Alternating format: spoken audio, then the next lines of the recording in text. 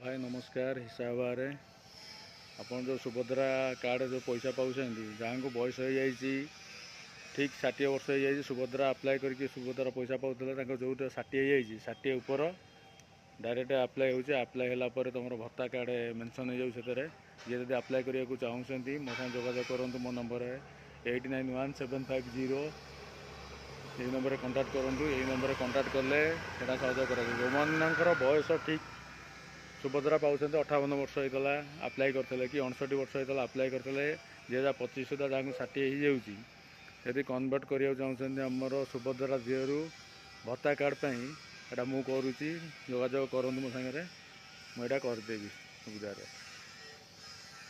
आम channel subscriber like share करूँ। भल सुविधा अच्छे क्या मुझे देखुली काली जनकर करूली कि होगा जेहेतु सुविधा हो पार्टी आदि चाहते जोगाजोग मो नंबर करूँ 891750 ये नंबर कंटाक्ट करूँ।